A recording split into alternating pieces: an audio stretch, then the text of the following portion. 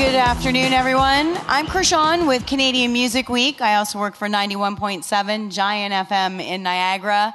And I would like to welcome you to this afternoon's panel, How Artists Are Being Discovered. Today's panel is sponsored by A&R Worldwide. Now, if you read the panel description in the program, you already have in your mind how much things have changed over the last few years in A&R. Those involved in discovering and nurturing new acts still get stuff by snail mail unsolicited, and sometimes on carriers that they no longer have a player to activate. So how are the new acts being discovered? And what can you do to get the power players' attention? Did I say power players? I did, because that's exactly what we have up here this afternoon. To introduce them and guide them through the topic, we have the senior editor for Celebrity Access, one of the most well-versed of all music industry scribes. Please welcome our prestigious panel and Mr. Larry LeBlanc.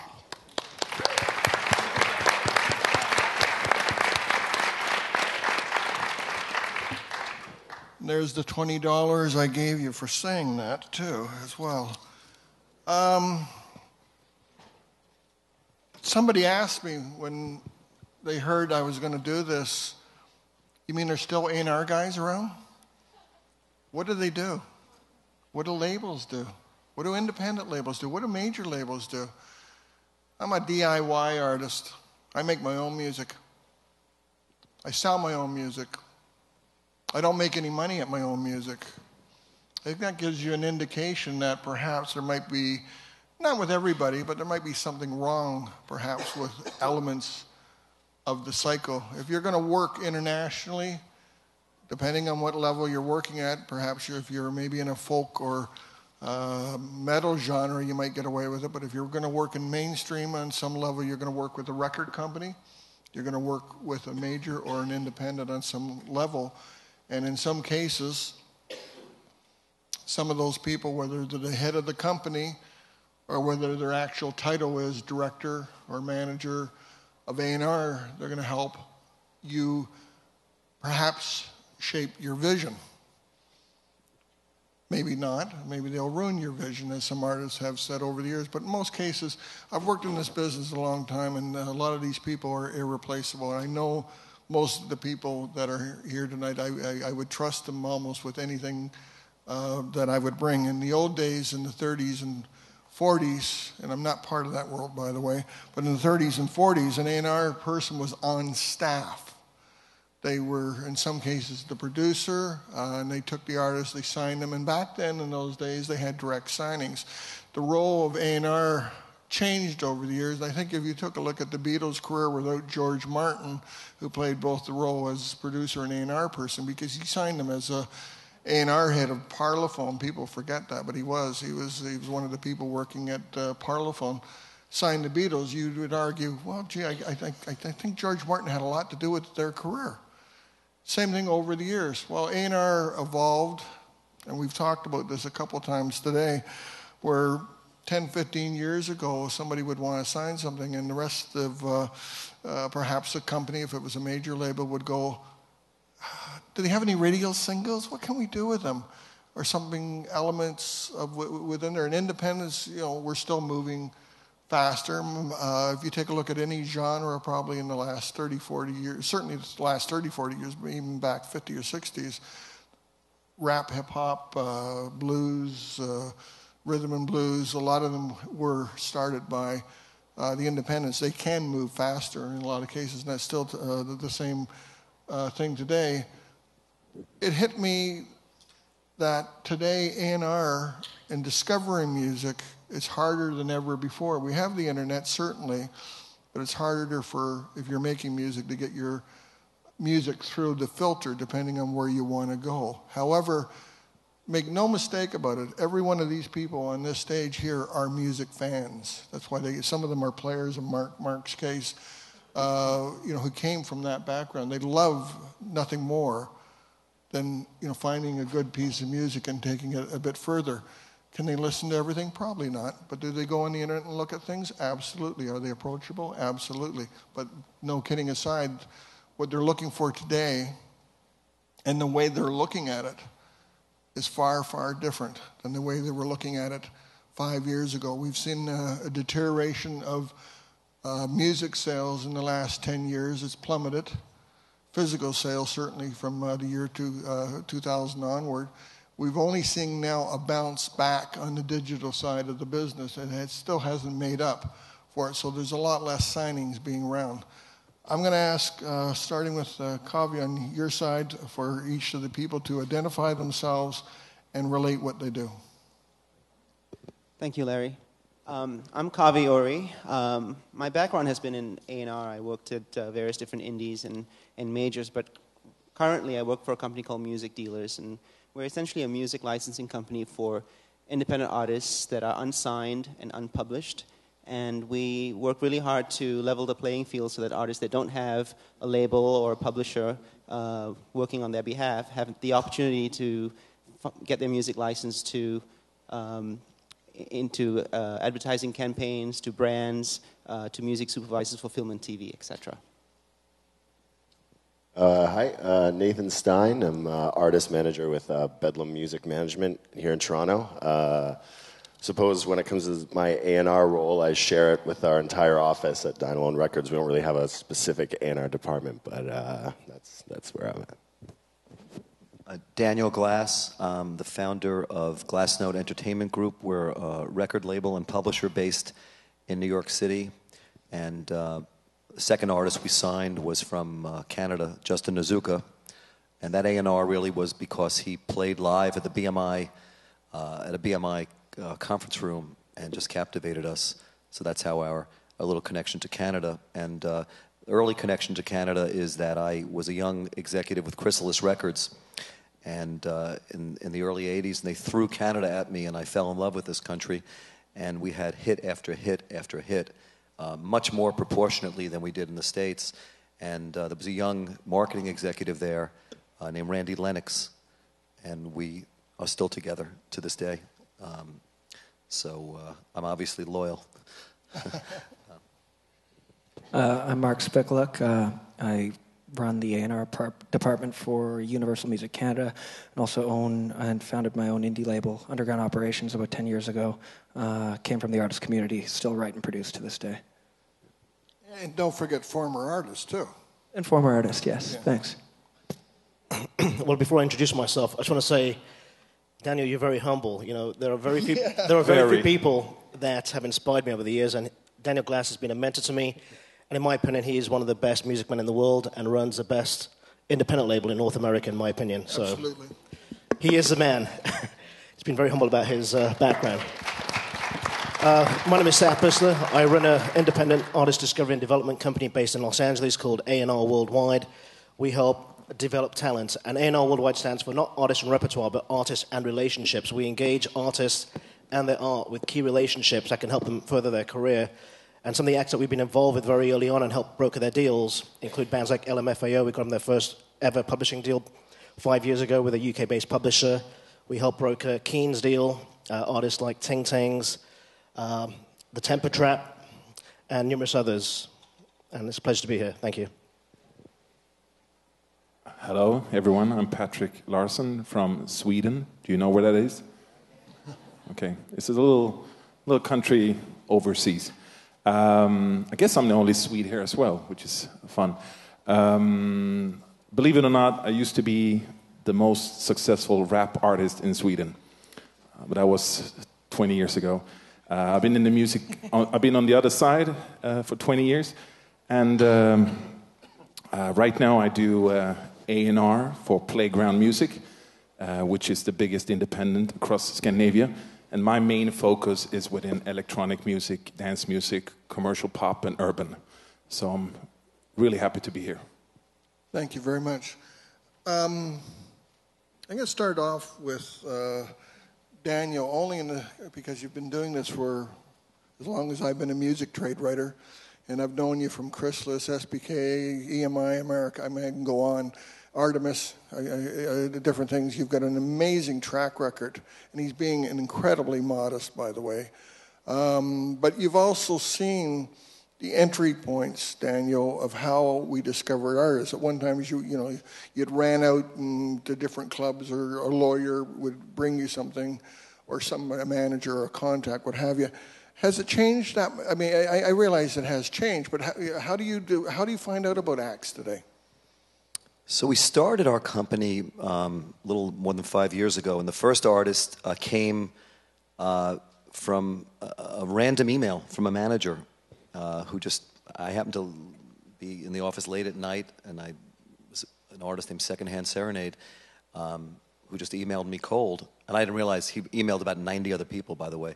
I showed up at the show with our team, which was basically a laptop and about 5 interns. We just started the company.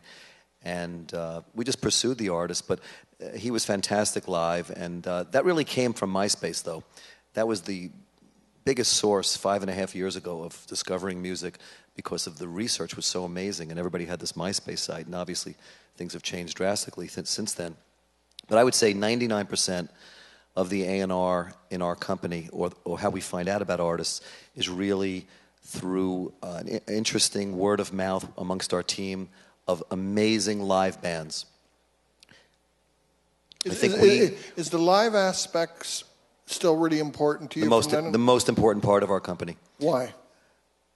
Because we would never sign an act that I would not be proud to bring you or Sat to a show. And we have turned down hit records in the last 3 years, big hit records, just because we thought that the live show was just okay. 2 years from now, it would be a flash in the pan kind of thing. It didn't stand up there, but I want to have a member of Phoenix come to the show and see. They mentor Two Door Cinema Club. I mean, that's our company works on the live aspect. Yeah. Two Door Cinema Club, we're just getting it together, and I felt that was really the theme of the label. Really was to emulate what Chrysalis Records was doing when I was there in the 80s, which was very small roster of amazing live bands that complemented each other. So our A&R plan after 3 years works. It was that each artist would tell other artists about us. We treated them well on the road. So the touring is our most important aspect of the company. Now we're seeing our bands touring together. The lineage here is interesting, how from the Muse Expo in Manchester, the discovery of the Temper Trap turned me on personally to Mumford & Sons. That's how I found out about the band. An artist recommending an artist, Phoenix mentoring Two Door Cinema Club, Dirty Projectors, who are not signed to our company, really stamping us the approval to sign Givers, an artist that we're involved in. The other aspect of the live thing as well, too, is a lot of people can come out, as you are well aware of, and make a great record, particularly sometimes a first record. You go to see them live and it isn't there, but if they have a great live show, you say, hey, I think, and you get to meet them, you have a relationship with them. I think there's a longevity here. You're looking a lot further. Yeah, Phoenix is 4 albums. Yeah. Givers, I'm looking towards 3 years from now. Yeah. To be one of the biggest bands in the world. Two Door Cinema Club went from we did about 100 tickets here in Toronto. I remember you sold out. Talking about it at the time. Yeah. Just sold out shows here, and they'll play the second to largest stages at Bonnaroo this year. Headline Reading, headline Leeds, and that took a long time. To get it right, and just playing a lot of dates. So I'd be more proud of that group. And again, the trajectory is very slow, but who cares? That's what we're here for, is that long-term vision and growth. But that's what an independent label can do. Yeah. Major labels got to pay some bills differently, so they need a balance of some turnaround quick hits. So we don't need that, and we prefer the long haul. Mark, you've been on both sides. You've been an outsider and an insider. An outsider, I'm going to call that as a musician, because that truly is an outsider sometimes, trying to break in with some 40-man and then playing with Avril Lavigne. What did you learn from that aspect of the business that you have brought into your job now, in terms of when you're looking for acts? And as Daniel says, you're looking at them from a major label level. Is it any different? I really think what I took out of the experience being in the artist world for so long was understanding sometimes I think that I have to be like a psychologist to assess a band's mental ability to manage their own expectations, and how much actual work goes into making something as big as it can get. And I find it these days, a lot of artists, it's this generation of want it now. And sometimes there's that, oh yeah, we'll work as hard as it goes and we're ready for this. But then when they get their first taste of success, they think that's usually the first pinpoint that I have to be really careful with my projects to make sure when we hit that first marker point, that's usually the first sign of like, now we're just going to coast.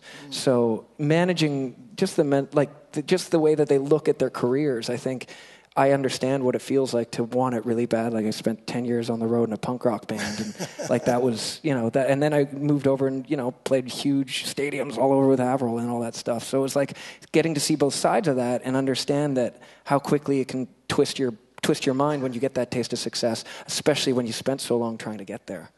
Nathan, you work with a lot of independent acts, with what you're doing, and again, what criteria? You can move faster. Are you actively looking for acts at any time? And you've got name some of your rosters so the people will know. Yeah, I mean, I guess on the management roster, there's City and Color, the Sheepdogs, Monster Truck, the Coppertone, Dinosaur Bones, Doldrums. On the label side, most of those bands are actually on it as well. And then we also have acts like the Civil Wars, Tokyo Police Club. I'm recently Marilyn Manson in Canada, which is an interesting one, I suppose. But and as far as actively looking for acts, I think we are. I mean, we just signed Apache Relay, who were up here playing last night at our showcase, who are really great. Whenever something moves us, whether it's myself or another member of our staff, we just want to work with it, and whether it's, licensing in Canada or, whether it's a management role or, kind of like an enhanced marketing type thing, if something moves us, they share our ideals of hardworking and, it's similar to what Daniel said, just with a longevity of touring and, our personalities meet, we just want to work with it. And I think that's what can really help with the most success is just, being on the same page. It's kind of a family type atmosphere with us. And so, we could see something this weekend and, be like, yeah, let's do this, So if something comes, we're always looking, for sure. Kavi, you've worked on both sides. You've worked both in A&R, and now you're working on the other side, looking for music, for different projects that you're doing. Changed a lot since the day that you were doing straight A&R? Absolutely. It's changed a lot just because there's so much more access now to finding music, whether it's on the internet or just reading on blogs, for example. But I think the one thing that everyone here so far has spoken about is passion. And we all have this amazing passion for music. And I think that now more than ever is an amazing time in our industry because we can all really act from our gut instincts.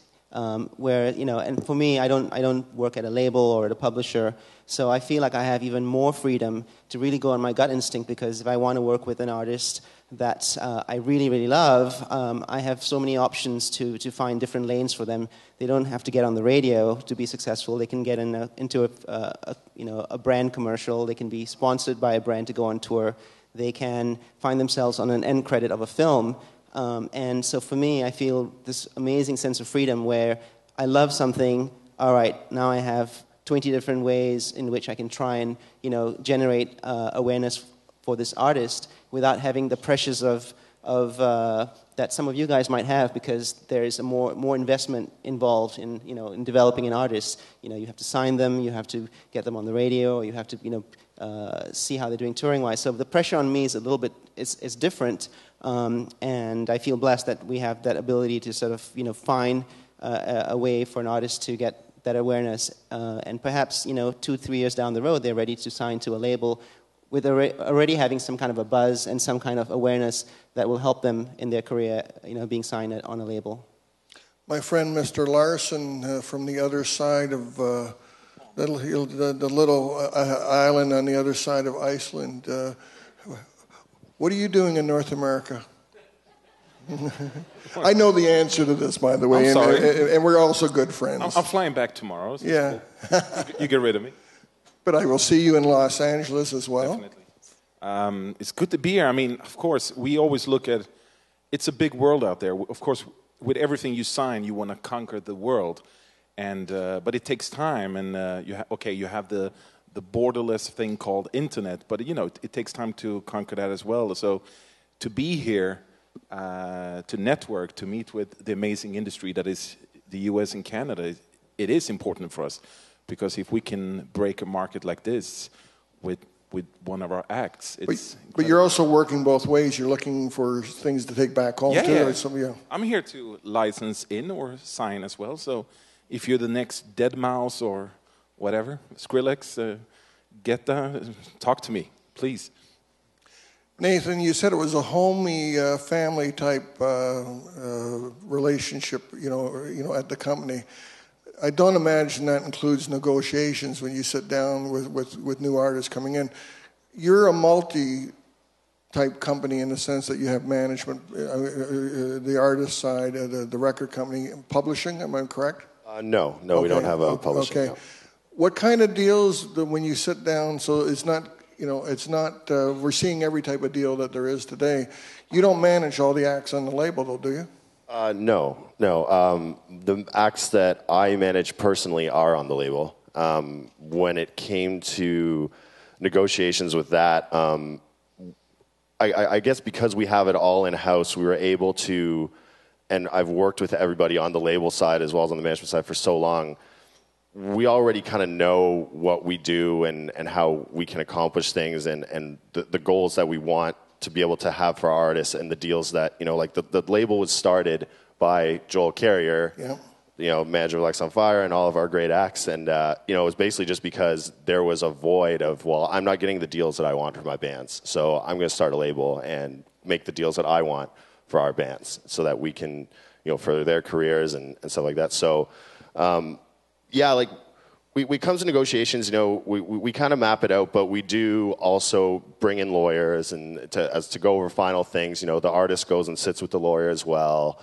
But I just find that we were able to get things done quicker, being with it all in-house. And there's more of a trust there. Like every artist that's on the management, that is on the label, knows every single person at our office. There's like 9 staff. So it helps for a lot of trust and, again, with the whole family atmosphere and stuff. Sad, I'll ask you the question because one of the things that we have seen in the last decade with the deterioration of, physical sales, with the birth, or rebirth, if you want, of the touring industry, certainly, much stronger than, what it was, is whenever deals are being done, they're under every color. The template, and Daniel, if you can take over and grab this after Sad, I'd appreciate it.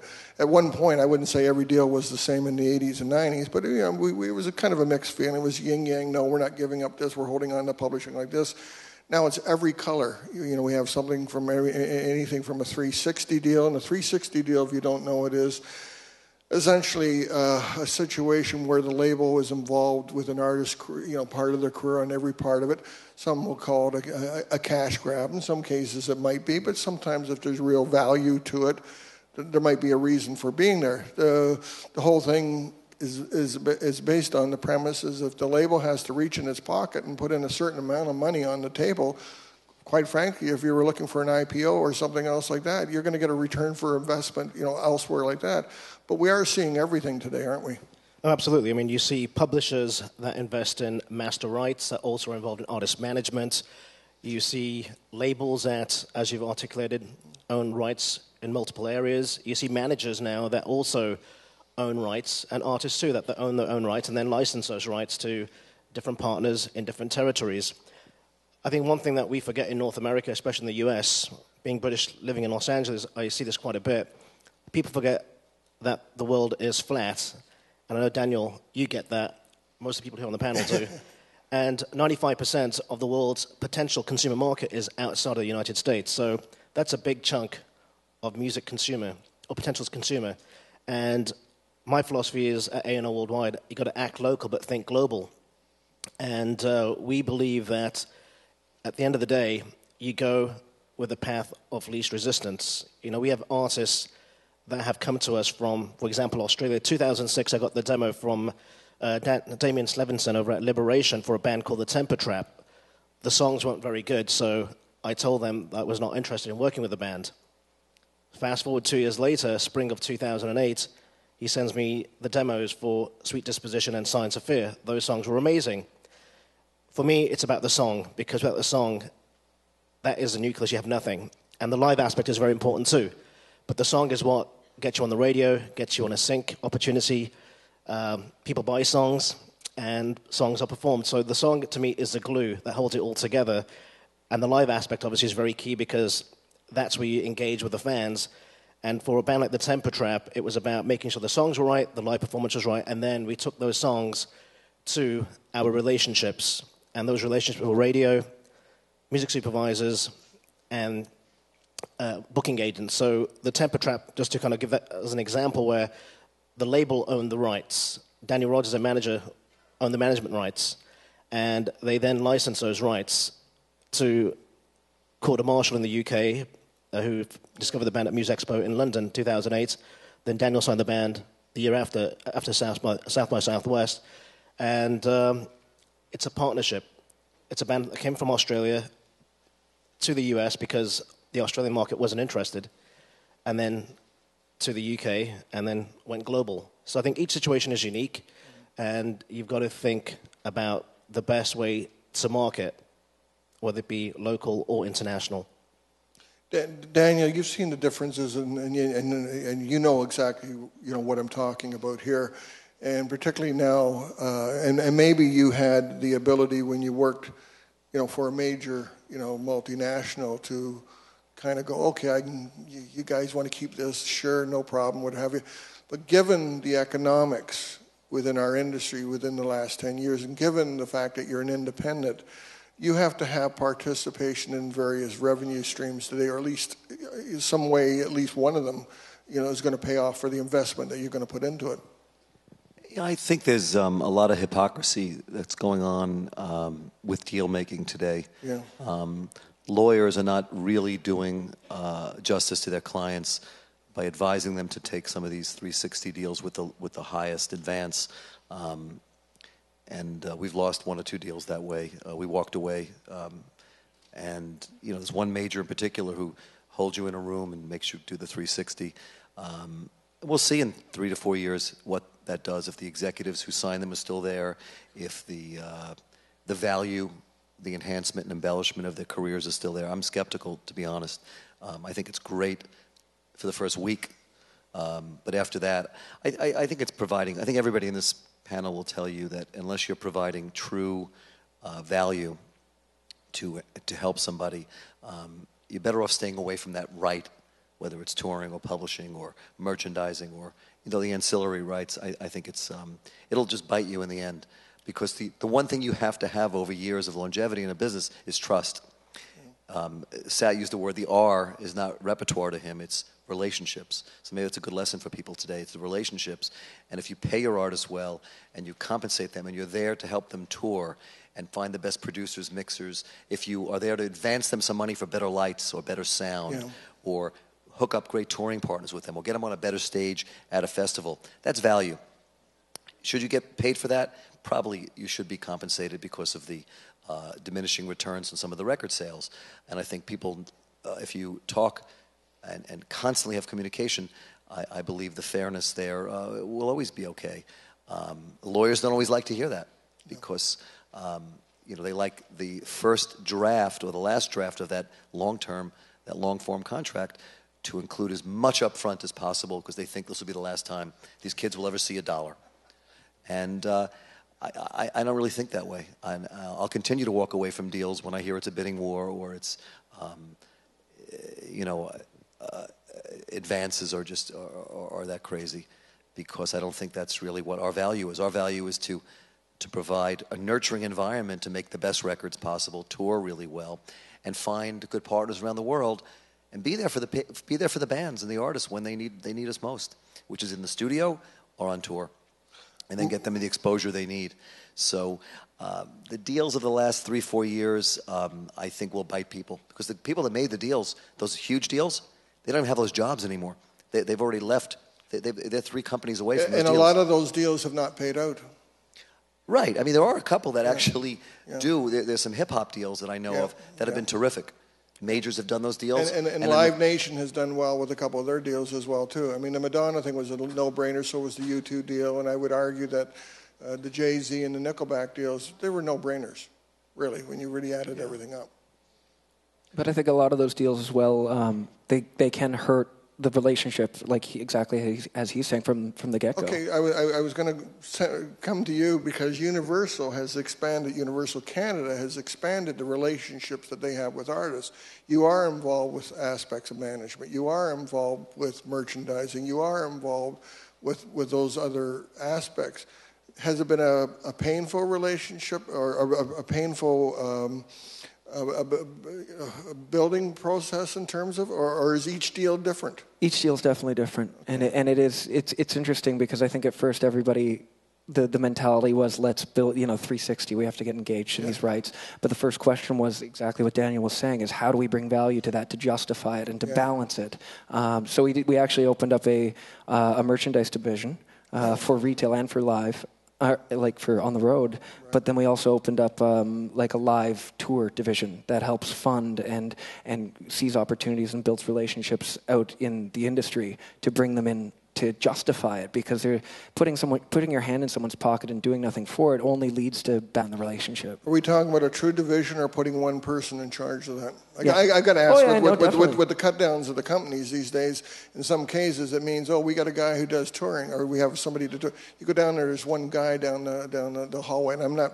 Oh, no. Yeah, we have one guy for retail merch, we have one guy for touring, and he also covers on top of the tour merch as well. So he's sort of our on-the-road guy. They facilitate relationships and broker deals with, like, to get us the best possible rate on our merchandise, as well as hires people to go on the road and take care of these guys. But principally, you're still third-partying it out. It could be seen that way, but I truly believe that it enhances the artist's ability to be efficient.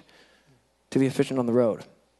Well, I think just to add to that, I think at the end of the day, I can look at Daniel Glass. Daniel makes smart deals where it's right for the artist, it's right for him. Same thing with Patrick, and most of these guys would agree to that. I think you've got to invest in value or perceived value. So, for example, if you have an act that has potential, but you has yet to realize that you're not going to pay $1 million advance for something that's perceived. However, if you know that the buy-in is there from those relationships that can help add value to that artist, then you do invest. I mean, I think Daniel's right, and we've seen this happen a lot, as all of us probably have.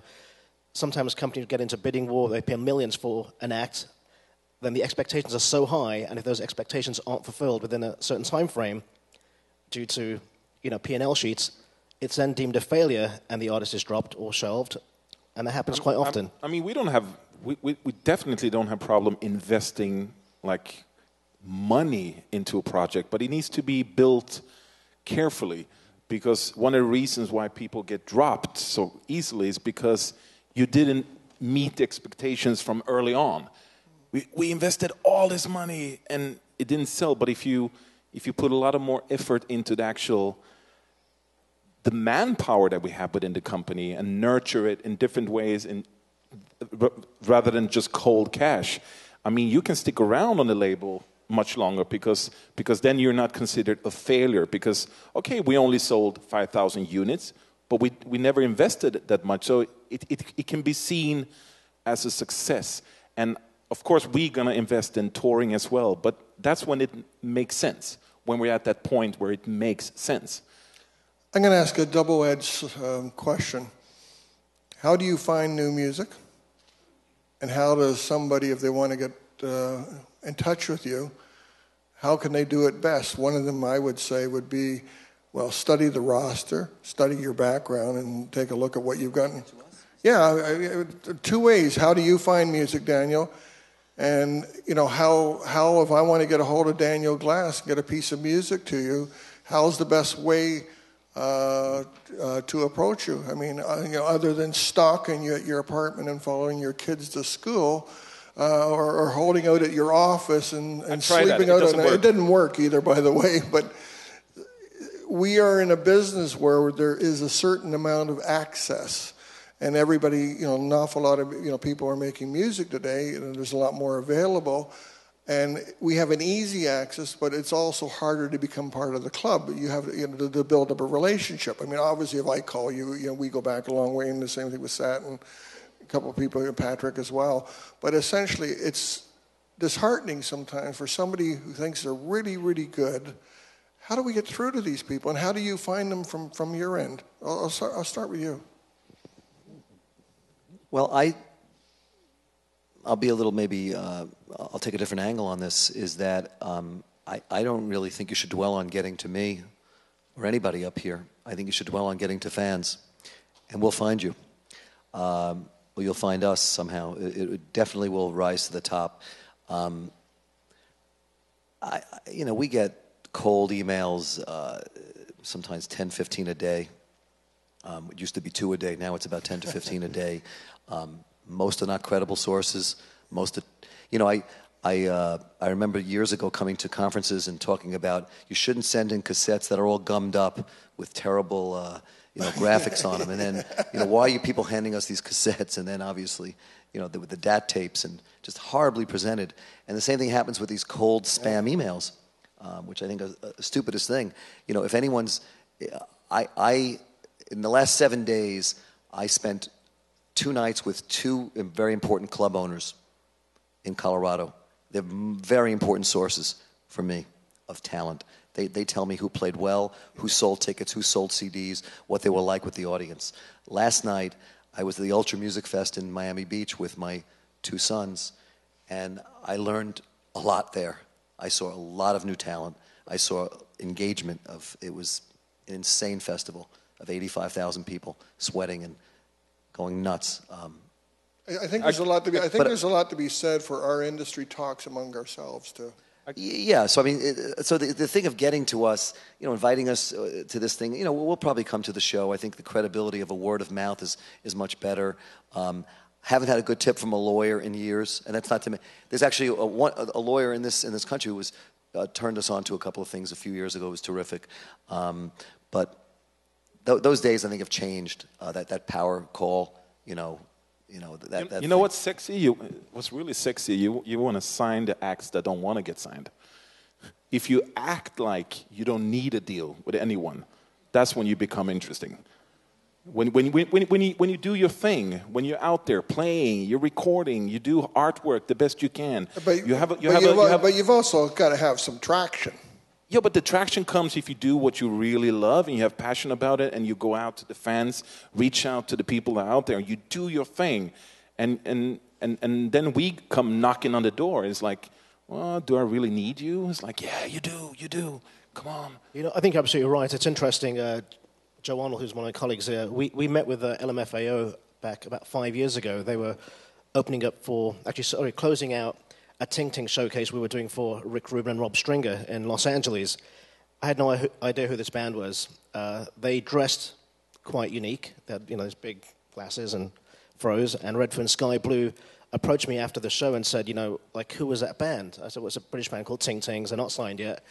And we've been playing them on the radio, getting reaction. They got an iPod commercial because Alex Luke was running iTunes at the time, heard it on Indie 103.1, and Steve Snow also licensed a track.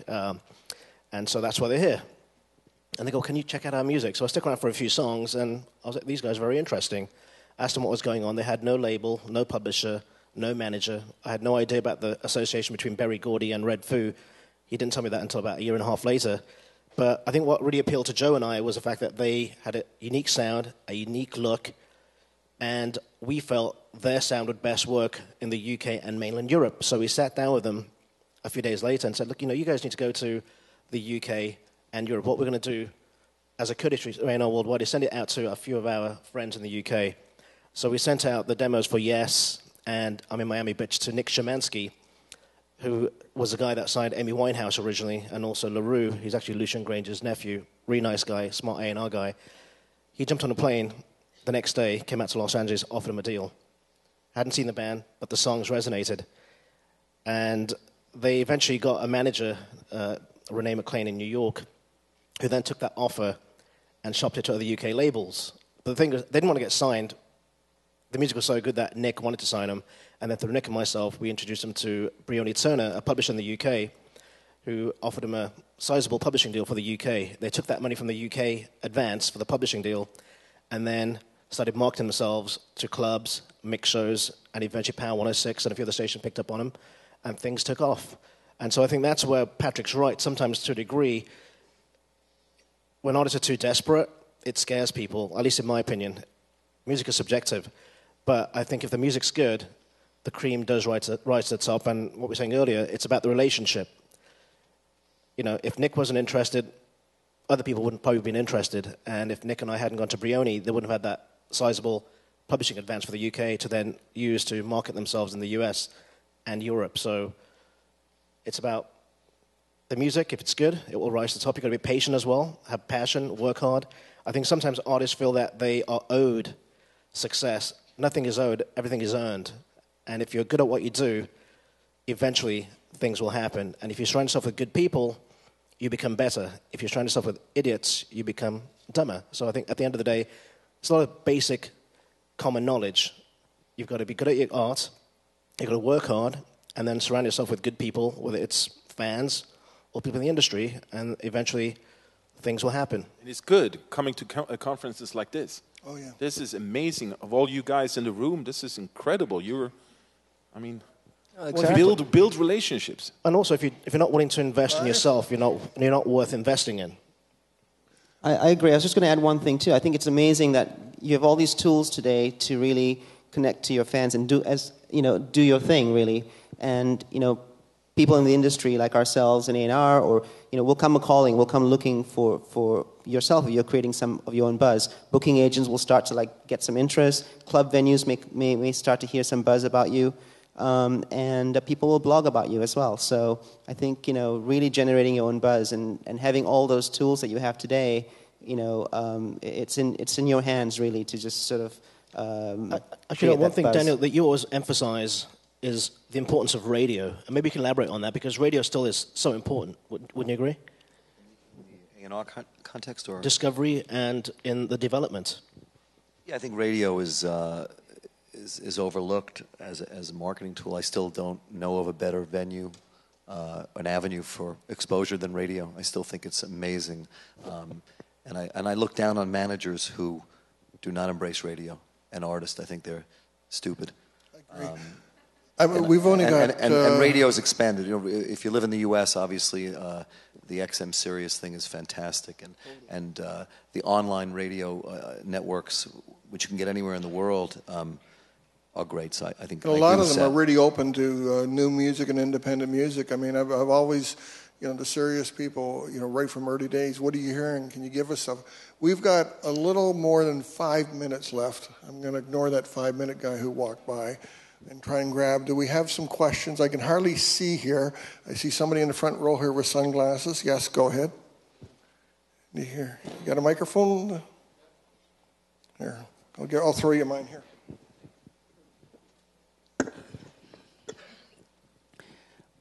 I just wanted to sort of follow up on the perspective of an artist, just sort of like ignoring the labels and doing your own thing. And Red Foo is a perfect example, because he's a guy who I met along the way, but his dad is who his dad is, right? So. Well, yeah, but he never mentioned Berry Gordy though until a year and a half later. I understand. I guess my question is, financially, if your dad is not in that position, whether you mention it or not, for a lot of artists who, particularly with radio, because my band, we got a Canadian Radio Music Award nomination, and that was because somebody, What's your question? My question is, for people who are trying to get the attention of you people who can take it to the next level, if you don't have the finances of Berry Gordy's son or... Quality has nothing to with money. It has nothing to do with money. I mean, I can get turned on by someone sitting in their living room with a guitar, but if they sing the way, moves me, that's a sign of talent. It has nothing to do with making a video for 200 million or paying to get to radio. It has nothing to do with it. You got me wrong. No, Okay, I was just to wrap it up. Take it outside and do it. Okay. I got to move this around. Do we have another question here? Yes. Just getting your attention, You got it, bro. That's all. Just right behind there. And I'm sorry to cut you off, but we Hi, only got a certain amount. really appreciate all the advice that you're given. I've learned a lot. As an independent artist who has amazing press, like as tall as I am, but I'm over 29, and I don't have a lot of money, and I think a lot of us have, various things. There's a lot of cute people here, and you're super young and everything. What are the avenues? All you guys are talking about sort of in broad strokes, like the broadest possible. What about someone like me who, I also do kind of niche-y music. It's, I can't even describe it. But you should name the music so they have an idea of what you're talking about. We're calling it electronic soul, but it's not dance music. So a lot of electronica, they pass because it's not peppy enough. I've gotten tons of licensing, but I'm still not able to go through, and I think part of it is because you bigwig people are looking for something that's broad, and maybe that's going to take, wrong. This gentleman works with an artist, 39 years old. He just broke through. The Civil Wars, just won 2 Grammys. Okay. But how often does that happen? How often? You want to look he worked at it. They worked in Nashville. They put combinations together. They got it together. He and Joy, and I'm good friends of theirs, and I'm just in awe of what they just did. And he's probably over 40 now that I'm saying this, but that took a long time. That's older than 29. In my world, I get a lot of requests from brands that are looking for soulful electronic music, and it is, as you did mention, licensing, but that's a revenue source for a lot of artists that can supplement your revenue streams while you still do other things. But we get those kinds of requests all the time. It doesn't matter what the artist is like live, in that case, or what they look like, how old they are. So there are many avenues where those issues don't matter, and they shouldn't matter in any case. But that's just one. In my world, I get those requests all the time. I think just to further what everybody's saying here is that there's no one way to do it, and that's the one thing. Everyone comes to me and says, "What is the next step? And what is what do I have to do to get your attention?" And I think what's unified right here is we're not saying we have the answers, but we know the one thing that matters, and that's your best song. And that song is going to inspire someone when they hear it. Maybe it's us. Maybe it's somebody online. Maybe it's somebody that's putting a song in a movie. And they're going to want to do something about it because we're no different than everyone in this room. We're all music lovers. And when we hear something that inspires us, that's new, and we're discovering it, we feel like we're first at the table, we do something about it. I still flip new stuff that I'm not signing to my friends. I'm still like, check this shit out. It's fucking awesome. And taste is different as well. And taste is different. Yeah. And just because we are thinking differently, you shouldn't change. You should continue doing your thing because sooner or later, the right A&R shows up. I have one last question from the lady in the back. I think it's the lady. I can't see. Yep. Okay. Hey, I just have one quick question. The kind of music that I do a bunch of different music, but the kind of music I do is very much something that you'd find in a really small little place, and it's not big, and it's not something that someone is necessarily going to find, like the places that I play, you get 50 people in there. It's not a lot, but it's these people that are really hardcore loving it, and it's not like you're playing some massive venue because the music is so quiet and so chill and relaxed. You're not booming it at people, and I feel like that kind of stuff is really hard to be picked up. Is that true? Or sometimes, if you're at a showcase situation, it's not how many people are in the audience. If you're trying to get a deal, it's who's in the audience. And if you have the right person that connects with the music, because music has an emotion. Mm-hmm. And when you think about the fact there's over 6 billion people on this earth, Adele's sold about 22 million physical copies worldwide. That's a very small number. I remember the first time Jonathan Dickens, her manager, came to LA with her because she didn't have a deal. She was a big girl, very rough around the edges, and I don't think any of us in our office ever thought she'd be as big as she was, musically speaking. But she had an amazing voice. And credit to her and to Jonathan, her music connected with people. And to Excel. Of course. And then, so at the end of the day, music has emotion, music's subjective. And no one here on this panel has a magic formula. There are times that we get it right, sometimes we get it wrong. And as long as you just keep hacking at it, someone's going to show up, and it's not going to be some asshole A&R guy. It's just going to be someone who has access to a blog, they run a huge blog, and they're like, I saw this thing, check it out. And then you're going to get through that door. But if you stop, and if you have an expectation that it's going to happen right away, or you're putting too much pressure on your career trajectory, it's going to fail because you're going to psychologically lose focus of the fact that you're playing it because you love it, and you're doing it for people to just be inspired and love your music. And Larry, at the end of it, you only have one chance to make a first impression. So make sure when you present music, people like Daniel or any of these panelists here, make sure it's great. Totally, exactly. I'm going to stop it there. The one thing I can feel in this room is a form of artist frustration. I know it looks like a big, dirty, ugly business. And that's just the good part of it. I go back, I'm one of the people who really do think of the music industry as a big family. I truly do. Some of the people I don't get along with, a lot of them I don't get along with, some of them I do, but it is a family within it. And for somebody trying to get into a family, I recognize the fact that it is easier, maybe years and years ago, but it was actually quite hard. It really was. I saw Bryan Adams play small, dirty clubs. I saw Dana Crow and Almost Nowhere. Amy Winehouse worked for the same company that I did about 10 years ago. And quite frankly, you don't know, and none of us up here know, where the next discovery is. So if you think you're working in oblivion, you're not. There is somebody waiting to hear you. Thank you very much, and thank you for the panel.